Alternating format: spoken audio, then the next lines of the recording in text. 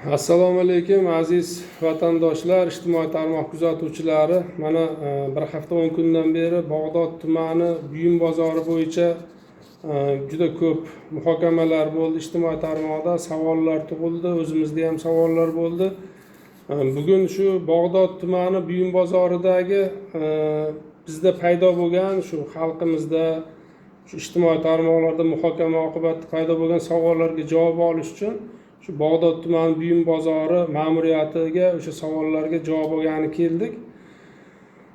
Hozir mana o'sha savollarimizga javob olamiz. Xudo xolasa, keyin bu bo'yicha o'zlaringni fikrlaringni, munosabatlaringni izohlarda qoldirishlaring mumkin. Assalomu alaykum. Rahmon Nazar aka, yaxshimisiz? Tuzuymiz aka? Alaykum assalom. Aka, yaxshimisiz? Sog' bo'linglar, charchamanglar, ishlaringga rivoj. Mana hozir bozorga kirib kelib ko'p men bu bozorga o'zimcha kiravermasdim, kirdim. Qurilishlar, qilibsizlar, ancha sarmoya kiritibsizlar, haqiqatdan ko'rdim. Endi sizga aka, mana ijtimoiy tarmoqlarda o'zingiz ham ko'rgandirsiz, kimdir ko'rsatgandir yo o'zingiz ko'rib borib turgandirsiz. Bu sizni bilmayman qanchalik ishingizga ta'sir qilyapti yo kayfiyatingizga yo bir bu faoliyatlaringga ta'sir qildi bilmayman. Lekin ortiqcha gap so'z bo'lgan yo'q, ijtimoiy savollar bo'ldi. Endi bir har xil bozor haligi pattachilar ma'muriyat tomonidan xatti-harakatlariga ham endi odamlar o'zi baho berdi. Aka, bu o'zingizni birinchi tanishtirib yuboring, birinchi. Men Oqchayev Rahmon Nazar shu hozirgi Bag'dod buyum bozorini unda yangi tashkil qilingan Bag'dod Mal MCJ qo'shma korxonasini boshliq o'rinbosariman. Biz o'sha investorni olib kelib bu yerda yangi qurilish ishlarini olib borish uchun birgalikda hozir ish faoliyatini olib boryapmiz. Qo'shma korxona ochib ishni boshlaganmiz. Hozirgi kunda qurilishlarimizni 90% dan oshig'ini bajarib bo'ldik. Hozir 10% joyimizda hozir qurilish ishlari davom etyapti. Yaxshi aka, endi savollarni qisqa lo'ndali beraman. Javob bering, ki yana agar savol tug'ilib qolsa yana gaplashaveramiz.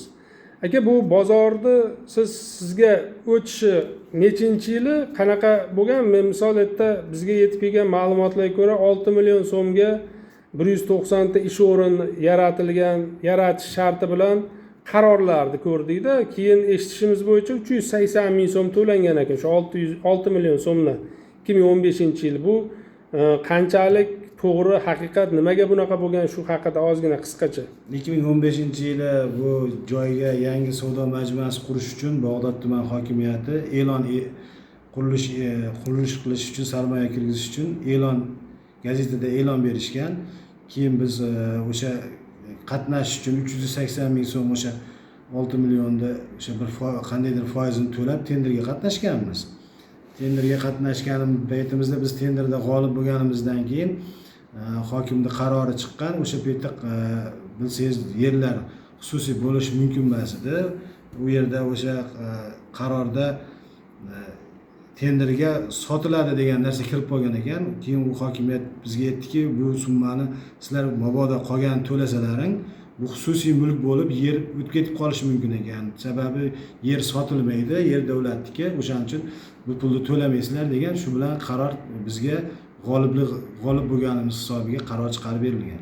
O'shanda 380 ming so'm qolib ketgan ular. 380 ming so'm biz birinchi to'lagan tenderga qatnashish to'lovimiz qolib ketgan.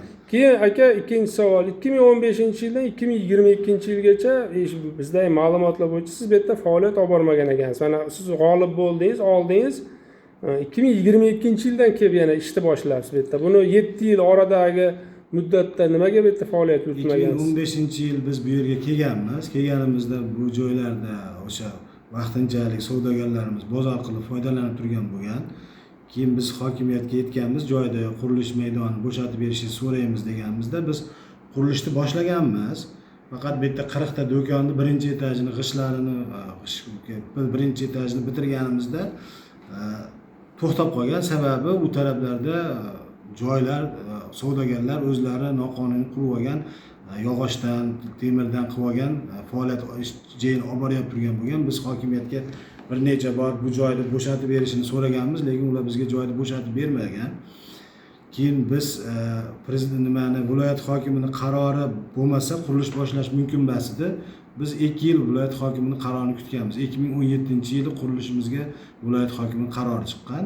2017-yildan keyin biz qurilishni boshlaganmiz o'zi aslida. 2017-yil qurilish boshlaganimizda shu masalalarni qo'yganmiz, joyda bo'shatib berilmagan. O'sha 2015-yil bizga qaror chiqqan paytida bu yerdagi tushib turgan tushum pulini dehqon bozoriga qurilish bitguncha olib turish bo'yicha qaror chiqarib bergan hokim. U bitta yig'ilgan patta pullarni hammasini Bog'dod dehqon bozori yig'ib olgan. 2022-yilgacha. 2022-yili prezidentimizning qarori chiqdi. Ilgari biz yagona soliq to'lovchi bo'lardik.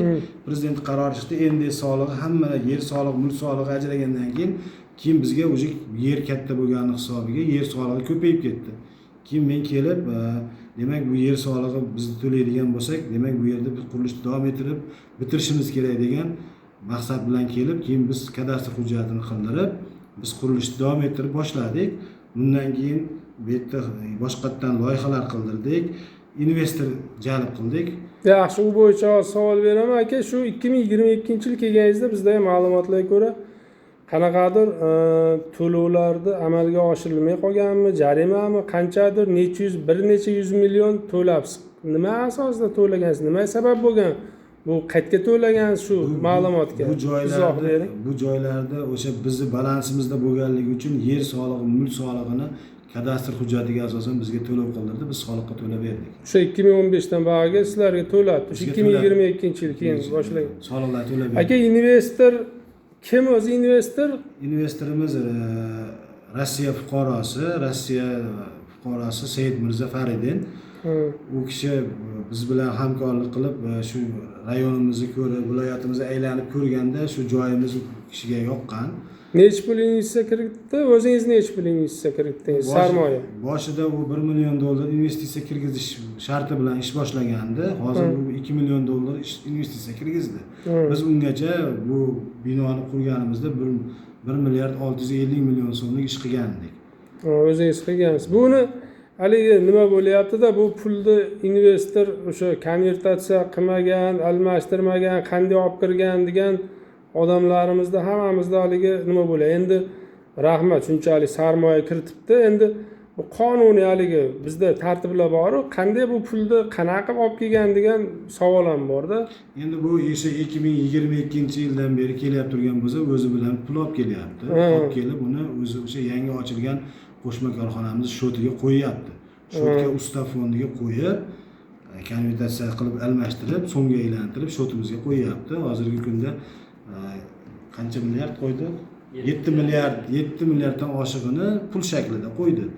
Qolganini material sotib olib, material bilan qo'ydi. Yaxshi.